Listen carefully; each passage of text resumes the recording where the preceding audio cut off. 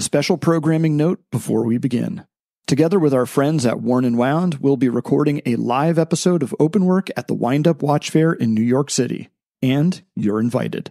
The live recording will take place the morning of Saturday, October 19th. We'll be chatting with Jonathan Ferrer of Brew and Martin Fry of Urwork about building design-driven watch brands. Tickets are required and available at collectivehorology.com/live. We'll also be exhibiting at Wind Up New York with watches from Fears, Garrick, and Arcanaut, along with a few surprises. We hope to see you there. Now, let's run that music. This is Open Work, a look inside the watch industry, a podcast from Collective Horology. I'm Gabe Riley, co-founder of Collective. And I'm Asher Rapkin, co-founder of Collective. Collective Horology is an independent watch retailer based in Southern California. We carry a wide range of independent brands, including Fears, Singer Reimagined, Chapek, and many more. To learn more about us and to check out our available inventory, visit collectivehorology.com. Today on Open Work, we take a look at a topic that we've been curious about for a long time. We have discussed, both with members of the industry and amongst ourselves, what the realities of production look like here in the United States, Japan, Switzerland, and to a lesser degree, Germany. But to date, we haven't discussed one of the largest centers of watch manufacturing in the world, China. From full watches to components of every imaginable variety, China is a formidable force in the world of watchmaking and watch collecting. To help us learn more about the Chinese production ecosystem and why it matters, we are proud to be joined by our friend Wes Kwok, co-founder of Nodus Watches. Like us, Wes comes to the watch industry from some unexpected places. In fact, like me, Wes has a degree in the arts, specifically music business and management from the Berklee School of Music in Boston, though in fairness, his degree has something to do with business and mine was just theater, so, what do I know? Well, I'm a film studies major, so the three of us are a totally useless squad. Joke's on us, guys. Nodus watches are not only a favorite amongst collectors, they're also proudly produced in China. And what that means is exactly what we want to explore today. So with that, Wes, welcome to Open Work. Before we begin, first and foremost, if you had to summarize the state of the Chinese watch ecosystem, what would you want listeners to understand about it before we go deep? What is the one misconception you want to correct, or the one thing you want to educate everyone who's listening about the Chinese watch ecosystem? Sure. If there is one thing that I think people should take away, is that it's quite literally, it's everywhere. It's the biggest source of watch parts in the entire world, regardless of the price, regardless of what it says on the dial or on the case back. It's the single place in the world where the most steel components in particular come from. Okay, you just specifically mentioned steel. So can you explain why you focused on that? Is that is that a natural resource that's particular, or what's the... Well, so U.S. Steel is an American steel provider. Funnily enough, they're about to be bought out by a Japanese company. And I know that... Didn't that just get Yes. Oh, did it? I don't know, maybe. But interesting. Talks are happening. I think it's emblematic of the world that we live in today, where it's actually better to have globalization be a thing, right? Having watches made in parts of the world that you might not think that they're made in, it actually is a good thing for the people buying the watches, the end consumer. Whether or not the romance is the same with it being a made in Japan watch, or a made in Switzerland, or a made in Germany watch, that's besides the point. But where things truly come from, it's a good thing that they come from people that are good at making this stuff at scale. And right? so stainless steel is, I guess, back to Asher's question, that's an area where there's a particular expertise in China. Yeah. So the thing about steel that I think a good comparison would be steel versus plastic, right? So for plastic, you need molds, right? But the mold needs to be baked in, or the surface finishing of the end product needs to be baked into the product. So you can still have, like plastic boxes that are made here in the US. And that's fine. The reason it's fine is because human hands don't necessarily have to touch it to get it to that end state. You might have to glue in like box inserts, or you might have to put on the latches or something like that. Whereas with steel, it's different. With steel, you have either you can CNC it, which is kind of like carving it out from a block of ice, or you could have a mold, so you can stamp it. But in both cases, you still need human hands to touch it to get that surface finishing. So we're talking about like brushing, sandblasting, polishing, that kind of stone washing, right? That kind of stuff, the things that we see and feel with our hands, all that's you need human hands to get to accomplish that. So very few watch components, whether it's a case or a handset or even a movement component, just are extruded from a CNC machine and then put in a watch. There's generally a level of finishing that's applied. Exactly. And because of that, you need, it's kind of a balance, right? You need somewhere where it's not insanely expensive to do it, but you also need a place where they have the skill set to do it. So Vietnam comes up a lot now in especially after the whole COVID thing happened. People are talking about, if all of our supply chain is concentrated in China, what happens if COVID 2.0 happens and all these Chinese factories shut down, right? Because policy matters. And for better or for worse, Chinese policy is pretty freaking strict. When they come in and they say, you can't have this factory open up because your workers are too close together. What can we really do? We're caught there with, really, they have all of the leverage. So now a lot of the big Swiss companies, they pull out of China. They go to places like Vietnam to look around. Can't really do it. Cost is good, but the amount of precision that we need to manufacture these parts, Vietnam doesn't have that. Thailand does. So Thailand actually supplying parts now for a lot of the big Swiss. It's a little bit more expensive, but they have the skill set that can do it.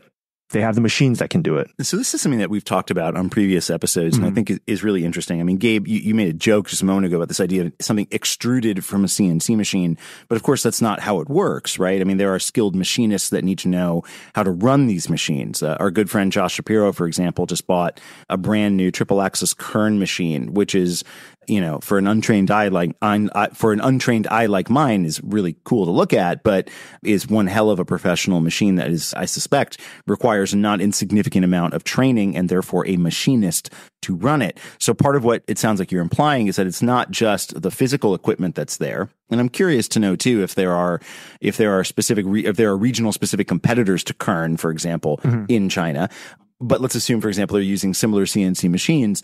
There's obviously a not insignificant component of people who are trained on that, who know how to do it, and of course are able to program what is necessary to make cases, bracelet links, all of the various different bridges, all of the things that are necessary as an element of a fully functioning watch ecosystem. So I'm curious, when you talk about the suppliers that you're dealing with, are these companies that are 100% dedicated to making watchmaking components, or are these folks that are expert machinists and then there is a function of their business that is dedicated to watchmaking? Yeah, so the short answer is they specifically specialize in watch components.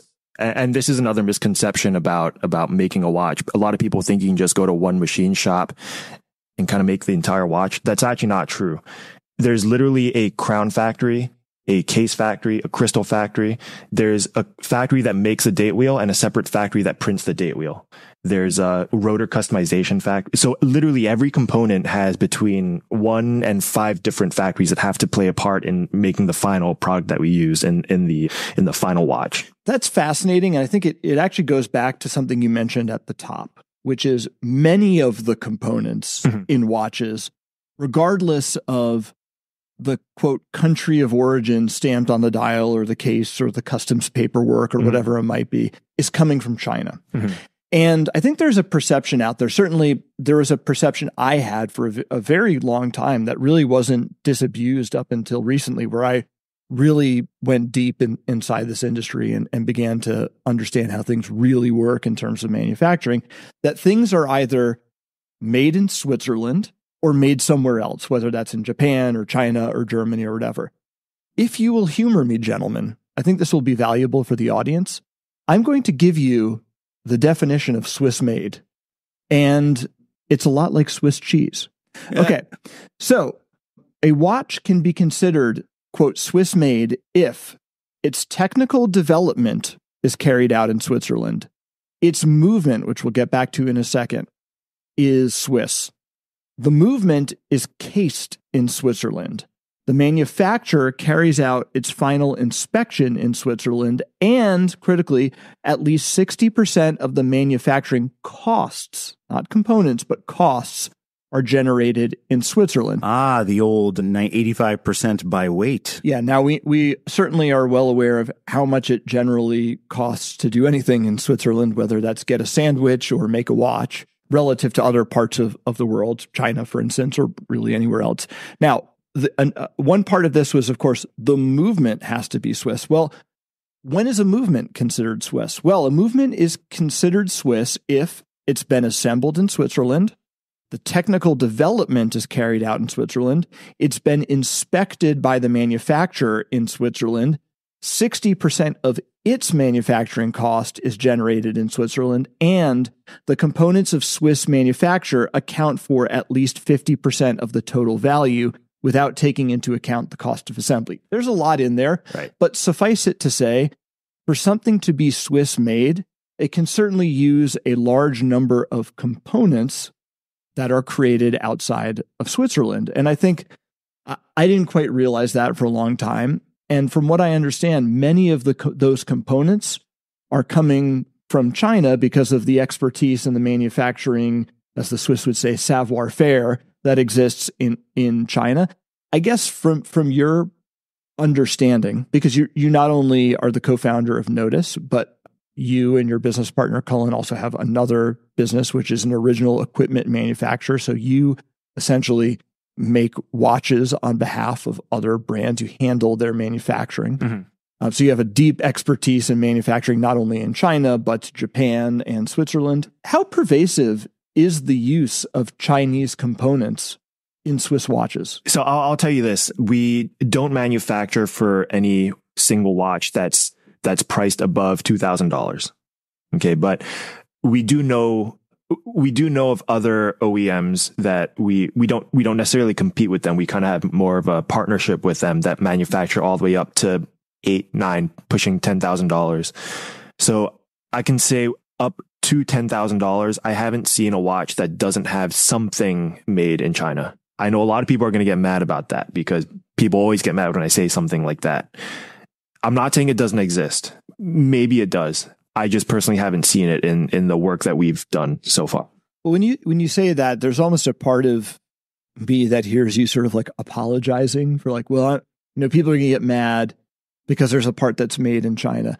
Well, let's flip that on its head. What about components that are made in China should be a point of pride? What are the skill sets, the abilities, the manufacturing techniques or prowess that China should and is in at least manufacturing circles renowned for? Why would you turn? So, for instance, you mentioned China versus Vietnam, and that's an interesting comparison. Like, what generally is Chinese manufacturing really good at when it comes to watches? Yeah, I mean, the short answer is scale. In our industry, especially at our price point, and when I say our price point, yeah, Nodus is in the $1,000 and under range, but generally under $5,000, you need a certain amount of scale to be a profitable business, to have a long-term future. So China has a good balance of being able to make really, really good things, maybe not the tippity top of the best, but really, really close to that. But they can do that at scale, right? You need both components. But we are talking to American manufacturers too. Properly made American cases. What is it? Cases, case backs, crowns, and dials. And one of the big questions that I was given that I didn't really know how to answer at the time, but one of the big questions we were asked by the machinists who traditionally they specialize in firearm parts. They asked what tolerances what tolerances do we have to manufacture to make a product that competes with your China side, your China production, China supply chain. And so the answer is 0.02 millimeters, plus or minus. So when I said that to the machinists, they're like, that is absolutely insane. So we're talking about measuring essentially in microns here. Yeah. They said that's absolutely insane because while we can do that, technically our machines are able to achieve that. We've never had to make anything to that tight of a tolerance. And if we're going to do that, not only is our reject rate going to be astronomical, but the cost to make these things are going to be insane. So, maybe it might make sense if you could sell a watch at $5,000 to $6,000. I mean, still using like a Seiko or a Miyota or maybe like an entry level Swiss movement. It might make sense. I don't really know yet because it's still very early stages. But the fact that they're already kind of scared of crossing that threshold, it just kind of says something to the capabilities that China can just be like, that's a standard. Well, that makes sense when you're describing the landscape where you're like, no, there's a company that just does crystals. There's a company that just does date wheels. There's a company that just does the printing on the date wheels. Because you have all of these different suppliers, their tolerances have to be super, super, super tight because you're getting all these different components from different suppliers. And of course, they have to be assembled into a watch that functions and tells time accurately and, assembles into a total package that we're measuring in millimeters. So yeah, as just a matter of business, that level of precision has to be baked in because of the nature of that supply chain. Yeah. So the idea being that, maybe we can, for the majority of the surfaces on our parts, maybe we can get away with a lesser tolerance, but then for the, what we call mating parts. So like threaded parts, case back fitting onto the mid case, crown fitting onto the tube. So maybe for those parts, we could do 0.02 or tighter. And then for kind of everything else, just, but I don't know the answer because it hasn't really been done to the degree that we need it to be done to compete with our Chinese factories. So there's, I think, a couple of things that are built into, I think, people's concern, however misplaced, about production in China. And one of them is that the media has made a very large and sensational argument that worker conditions are not regulated to the same degree as what we see in the United States. And I think there's a story that spins out of that, which says, well, the reason it's more affordable to They don't get a month-long Swiss watchmakers holiday? Yeah, exactly. To these people, I say, go to an Amazon factory and you tell me if those are good working conditions. So, well, that's what I'm trying to get at, right? Which is, so the preconception is that the reason things cost less is because people are being taken advantage of.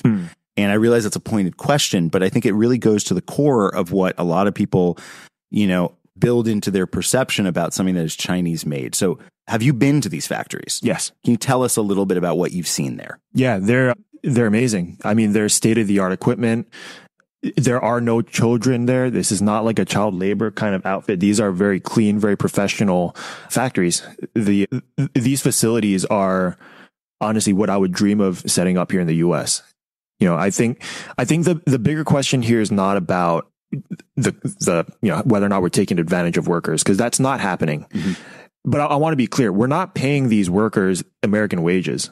Okay. Because if we were to pay, say, like an American worker in a typical factory here, we would have to pay them on the low end here in Southern California. We'd have to pay them at least 75 grand, and they're going to struggle to get by with 75 grand.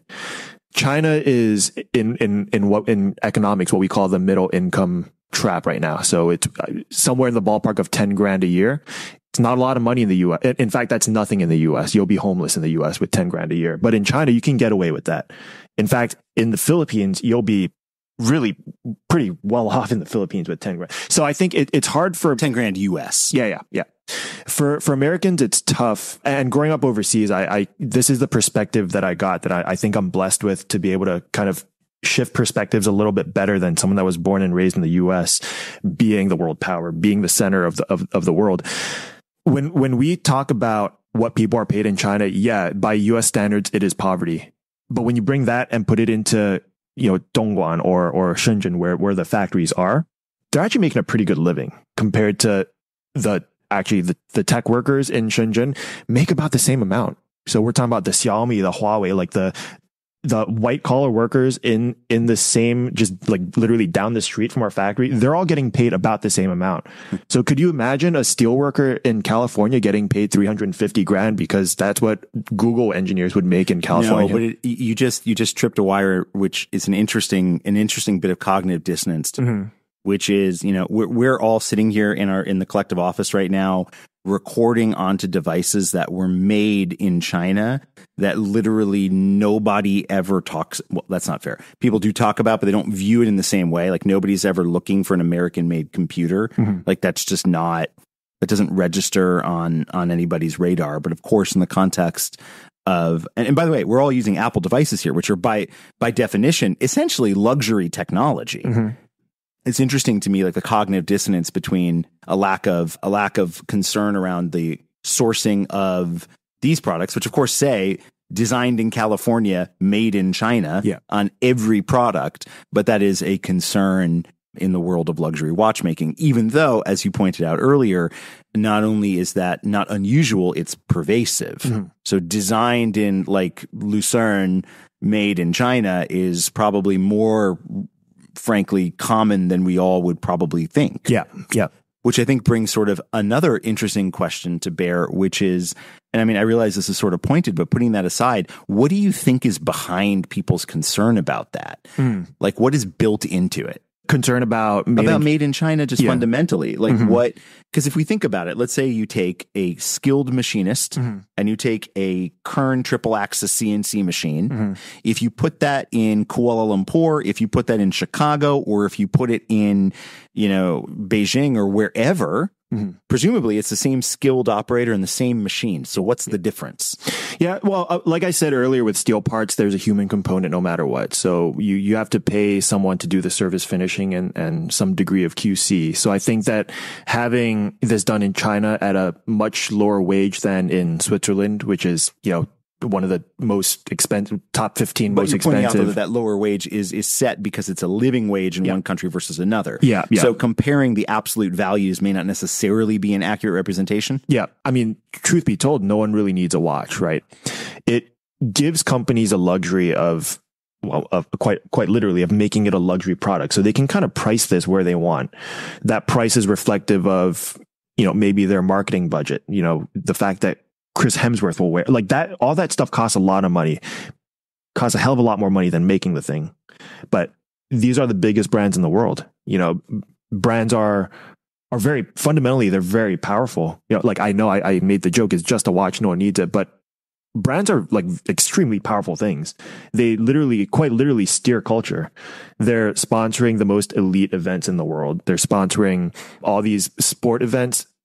Chris Hemsworth, Brad Pitt, like all these like famous actors, people that steer culture, LeBron James, they're all wearing watches. Vladimir Putin, again, I don't want to get political, but Vladimir Putin wears a watch. Well, my next question is going to be very political, so okay. It's fine. So I think that there's cost built into these things, and people are not going to be willing to pay the money that they pay for these watches unless there's that kind of cultural influence. Where does that come from? I don't know. Maybe it's ego. It's a very. It's got to be bigger than watches. I mean, there is a bias against made in China across product categories, and then in the Swiss watch industry, we talked about sort of kind of the dirty secret of the Swiss watch industry is that a lot of the components are made in China.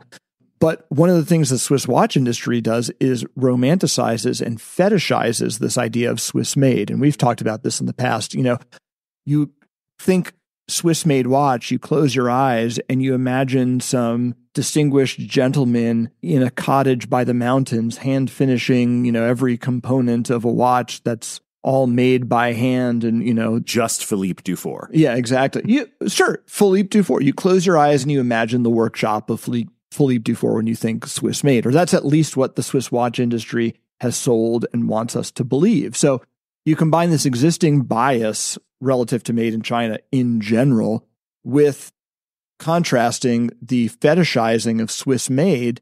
And all of a sudden, if something isn't entirely Swiss made or is made somewhere else, all of a sudden, well, it must not be as good. But it didn't always used to be that way.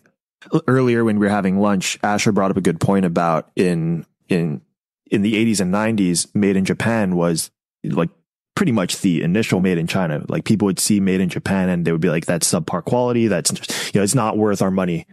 More recently made in Korea. Yeah. And now that's another manufacturing center that people greatly admire. Yeah. Actually, they do make watches there. We get contacted all the time by Korean factories to start making steel parts there. Interesting. Yeah. A huge supplier of sapphire as well, from what I understand. Yeah. Oh, really? Yeah. And so I think that there's maybe back then in the 80s and 90s, there was a bit of a hangover from whatever people thought of Imperial Japan.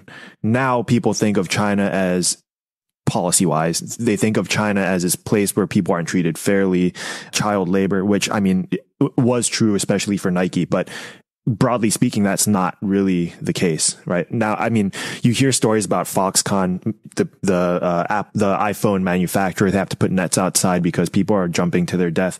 That's not really an Apple problem, though. That's more of a problem of the entire Chinese economy.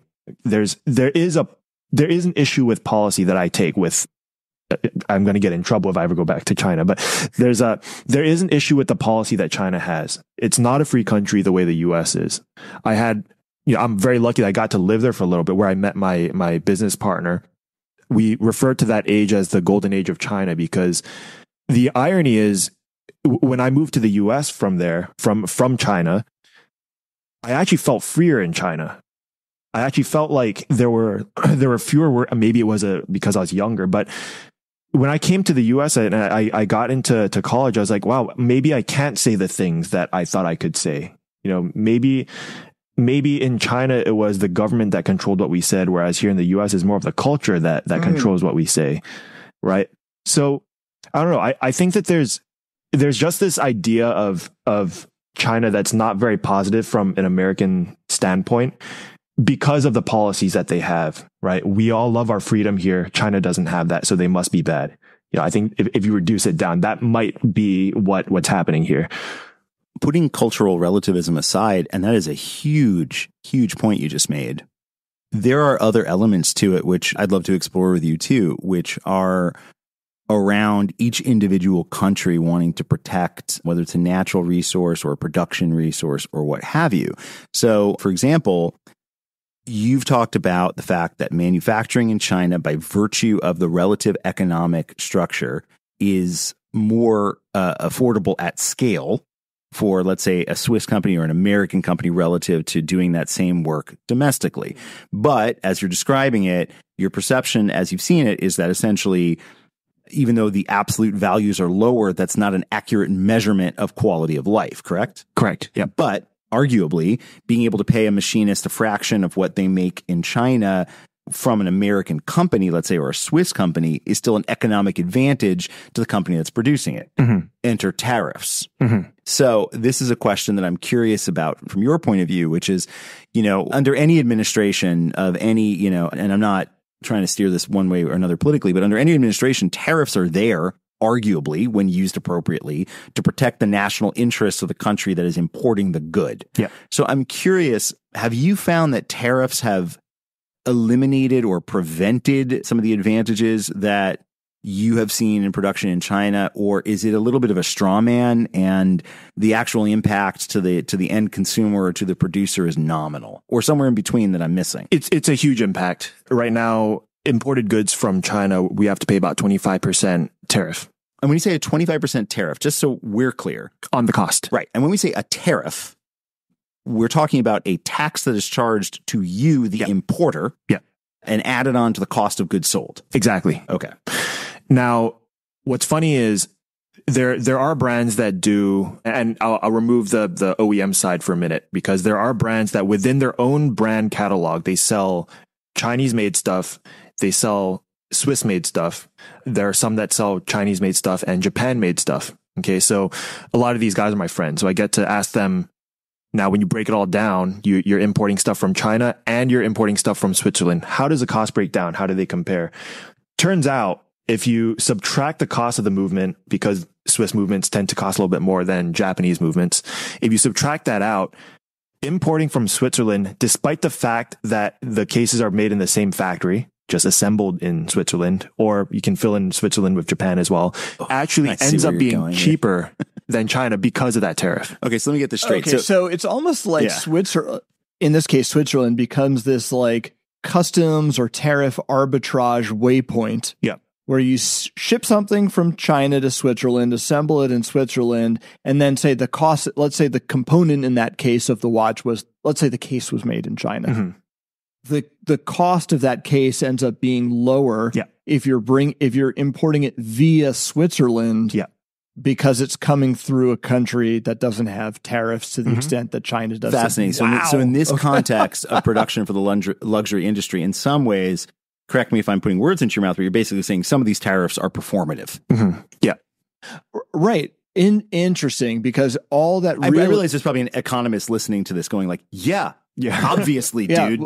But I think we're once again, theater major, so, we're watch people, and, the people listening to this are watch people as well. So this is eye-opening for us. So really what's interesting is what matters when you're importing something relative for tariffs is the last country from which it shipped. Exactly. Interesting. I will say that, with Swiss and Japan are probably the biggest two countries that people think about, because Swiss being Swiss and then Japan, Grand Seiko. Made in Germany actually is the easiest one. There's a joke within the brand that say all the cases need to do is visit the airport. So I actually do know of a brand that is quote unquote made in Germany, but they actually just bring it to the airport, custom signs off, and then it goes straight to their dealers around the world. Yeah, that was my next question, is like, isn't there an arbitrage opportunity here for someone to set up an import-export business in one of these? For made in Germany, yeah. Yeah, interesting. Switzerland and Japan, you still have to. Made in Germany is even lower? Even more lax. And is that a function of like Germany has a huge manufacturing and really in particular an assembly economy? Think about, automotive, tools and tooling as well. A lot. You mentioned Kern. That's a great example. Yeah. Siemens is in Germany. A lot of industrial companies in Germany that are OEMs that are really assembling a lot of different parts that are probably coming from across Europe and around the world. Yeah, probably. I mean, 2 weeks ago, I was in Atlanta with Astor and Banks and Ferrer, and we went to the BMW factory, and I found out that worldwide, all of the I think it's the SUVs worldwide are all made there. Yeah. Volkswagen, BMW, Mercedes, they all have the similar model where so for instance, the Volkswagen Tiguan, which is their SUV, it's assembled in Mexico. But that is the only Volkswagen factory worldwide that assembles the Tiguan. So if you wanted Tiguan, and I don't know the countries in which it's offered, but let's say presumably you bought a Tiguan in Germany, it would come from Mexico. Yeah. And so I think a lot of that has to do with, NAFTA is a good example of this. Like, what are the customs and the trade agreements between different countries? And I'm sure the placement of factories plays into all of this. But really, I would imagine that a lot of the parts in these cars, whether they're assembled in Mexico or the US or wherever, are coming from the same suppliers. Yeah. And I mean, to stay on the topic of automotive, because there actually are a lot of parallels between the watch world and the automotive world. There is a company that has a bit of a different approach, where Tesla is a company, right? So they make stuff in Fremont and in Texas, but they also make stuff in Germany and in China. But all the factories make multiple product lines. So, it probably because they're primarily their factories come as a manufacturing hub. So steel in, car out kind of model. Whereas a lot of these choice of countries therefore makes sense. Yeah. So I guess what they're trying to save money on is sending cars from in the case of BMW, sending it from Atlanta to Germany and to China and to Singapore, and sending it worldwide, because that is expensive, right? Sure. It's a car, right?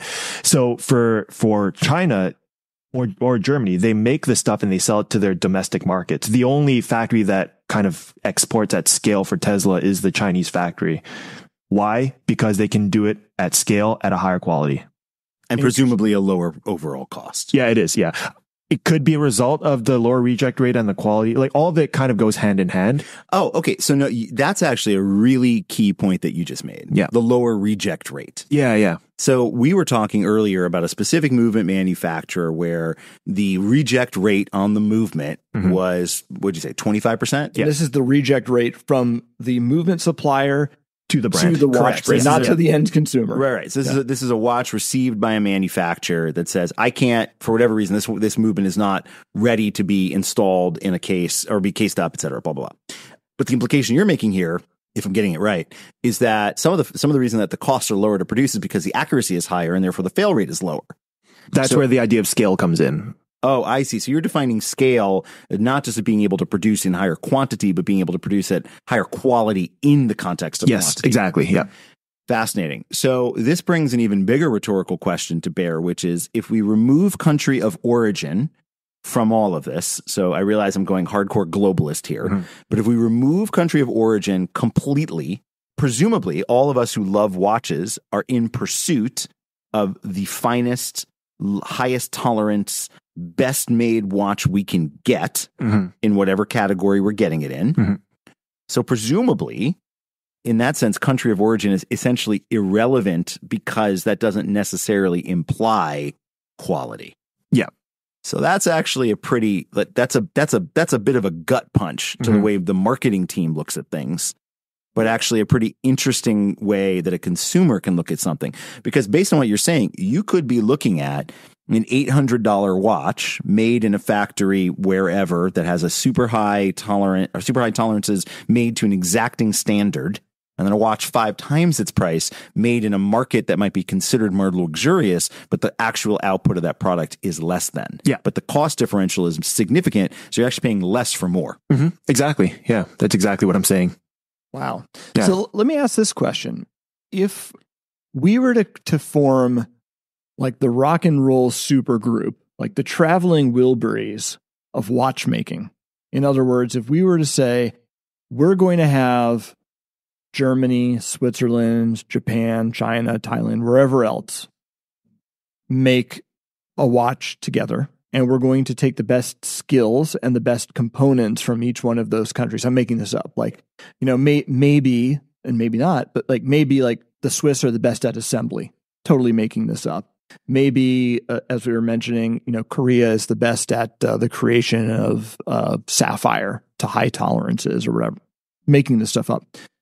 What would China's contribution be to the rock super group of watchmaking? What are the skills and or components that we would pull from China? That's a good question. I'd probably say steel.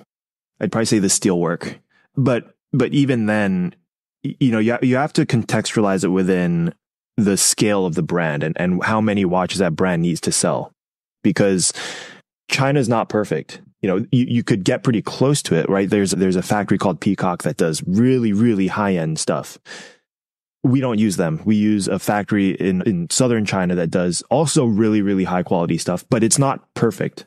But we're also not selling a $20,000 watch. So if you want to do really high precision steel, you could, probably do that anywhere, right? It's all the same machines. It's the human part that you have to fix. So yeah, China, like I said, it's put it on a scoreboard. It'll be 9 out of 10 on everything, but probably not 10 out of 10 on everything. Probably not 10 out of 10 on anything, to be honest, but it'll be 9 out of 10 on everything. I'm not 10 out of 10 on anything. Hardly. So I guess another kind of related question is, where is the Chinese watch production industry going next? On one of the last episodes we did, we talked about movements, Swiss-made movements, and we talked about how the fact that, almost 20 years ago, ETA announced they were going to discontinue the supply of movements to Swatch Group's competitors or any brands outside of Swatch Group. And that really created a huge tailwind for Sellita. Before that, Sellita was an assembler. They were assembling movements, in many cases, Sellita, ETA movements for other brands.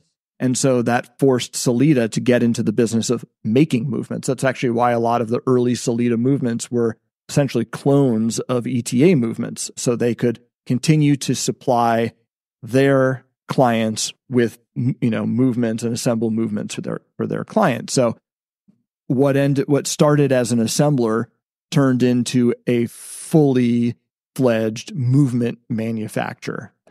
Where is the Chinese watch industry, and where's watch production in China going? You mentioned Peacock is a supplier to the high end. We've talked a lot about where the industry is today, but where is it going next, and to whom is it going to be the greatest threat? Yeah, if I knew the answer to that, it would be, you'd move to China. Well, probably not to China, maybe to Taiwan, but Fair. It's a tough question to answer, just because there's a lot more to this than just the watch industry. We're talking about geopolitics. We're talking about the cost of resources, right? Steel and energy and all that stuff. So it's really hard to answer. I could tell you where I want it to go, which is I'm a big fan of globalism. I think that we as human beings are better off if we work together. I think if in some, well, let's say pre-COVID, because I think that's kind of when the turning point and the world just went crazy at 2020. But pre-COVID, things were pretty blissful, to be honest. We were able to do business with other countries, with other people, without asking too many questions. And we were happy. We saw prices going down on a very steady path. TVs used to be $2,000. Now they're $500. iPhones are becoming more expensive again. But my point being that everyone wins when the world works together, and the path that we're going on, it's not great. We'll put it that way. It's not a very, in the short term, at least, it doesn't look very bright.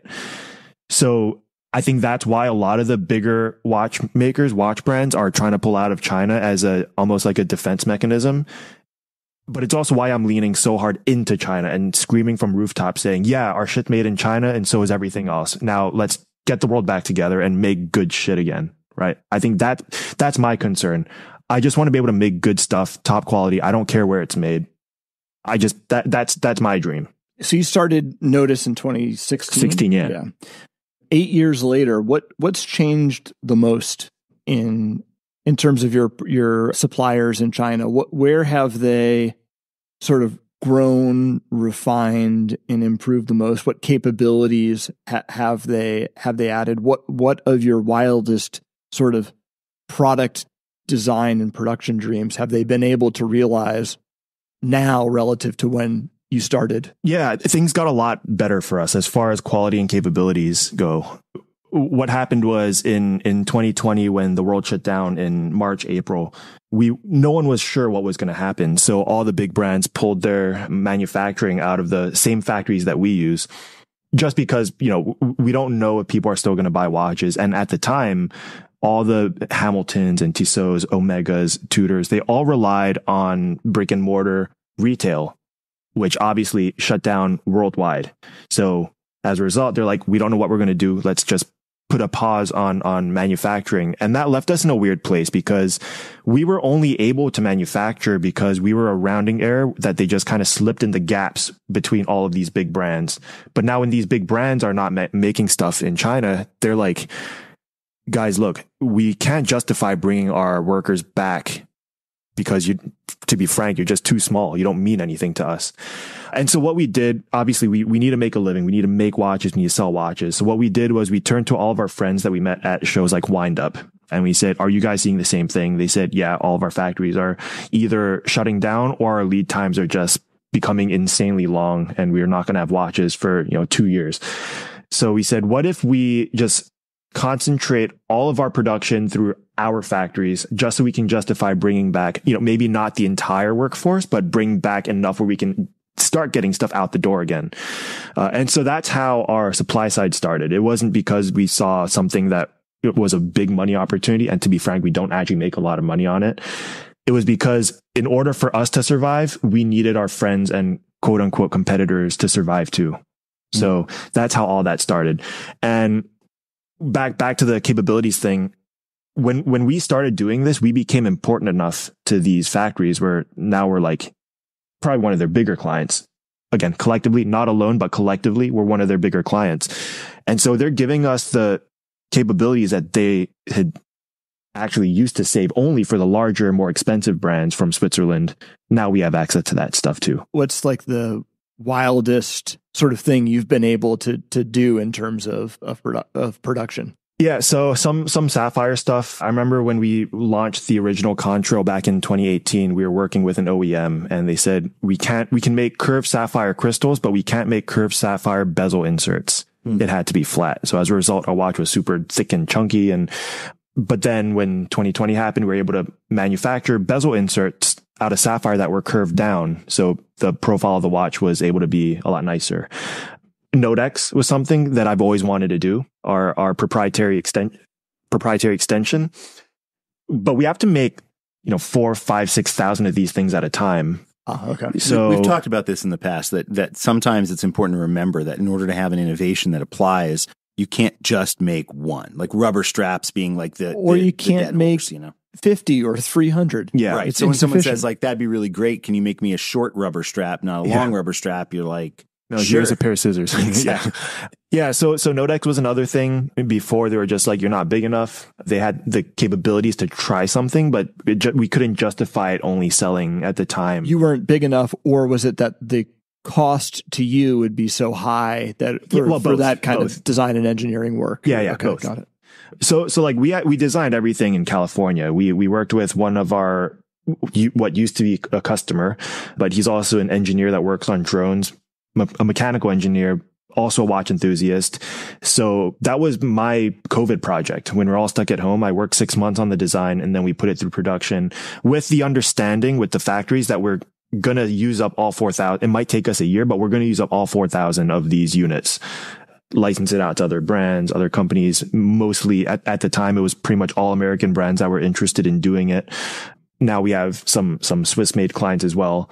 And so that was never something we would have been able to pull off before COVID, not without the volume and not without the connections that we made, again, because of the volume that came behind us.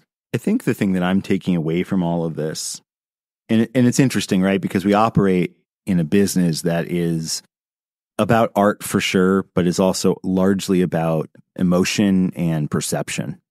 And a lot of what you're describing is that the things that people might perceive to hold value might not. And the things that are the most valuable might be achievements that don't get the recognition that they deserve. So what I take away from this, and this is actually going to be really advantageous for me about to walk into a watch show with because on the date of this recording, we're about a week and a half away from wind up and watch time.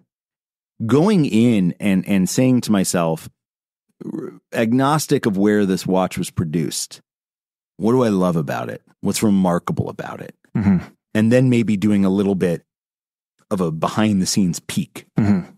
Well, I think agnostic of where a watch is produced, generally speaking, should just kind of be the way you think about things. Because except that pulls the rug out from like a very fundamental component of luxury watch marketing. Yeah. So you're right in like an absolutist perspective, but that's just like not the way that these things are sold. It's too logical. But I think the question is with any, and look, we talked about this in so many episodes, the movement episode most recently, but I think what I'm hearing here, and particularly with your insight around several of your insights, one of which was like, look, even if it says Swiss made on the dial, as we discussed, it more often than not, a watch that has Swiss made on the dial likely has a significant number of Chinese components. Two, the capabilities of the watch suppliers, the producers in China, are quite impressive. What we were just discussing, like building a proprietary micro adjust system, or improvements that have been made in how steel or sapphire is rendered. The capabilities and the quality and the scale are super high. Like, just knowing that, probably when you look at a watch, the first question really shouldn't be what movement's inside or where was this made. It should just be, do I like this? Mm-hmm. If I'm attracted to the case because I love the way it's finished and some of the beautiful lines mm-hmm. on the case, I'm looking at a watch on your wrist that has an absolutely beautiful bevel on the case. I just like the way that looks. It's mm-hmm. beautiful. It's well finished. It's well executed. It speaks to me. Mm-hmm. It's irrelevant where it was made. And that would be my one ask. My ask is not to buy a watch from us just because of the things I'm saying. In fact, I think I'm probably going to make a lot of people mad about the watch on their wrist, But my one ask would be, when you make your collecting and purchasing decisions, don't just ask about where it's made. Don't just ask about, like, to your point about specs. Just don't just be a spec hunter. Ask yourself, do you like the watch?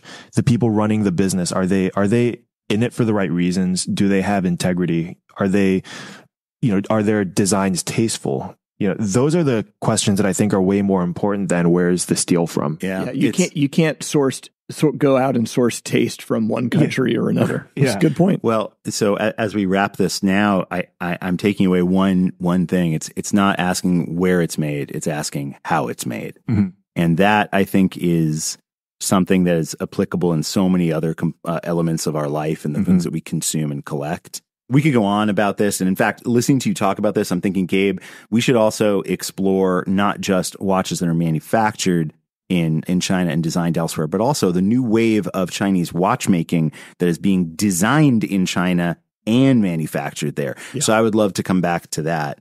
But on that point, first, let me just say thank you. I appreciate you joining us. not just for this podcast, but for the awesome beers and pizza here available in Ventura. Thank you for listening. Open Work is a production of Collective Horology. You can learn more about our guest, Wes Kwok, and Nodus at noduswatches.com. And you can find us at collectivehorology.com. To get in touch with suggestions, feedback, or questions, email podcast@collectivehorology.com.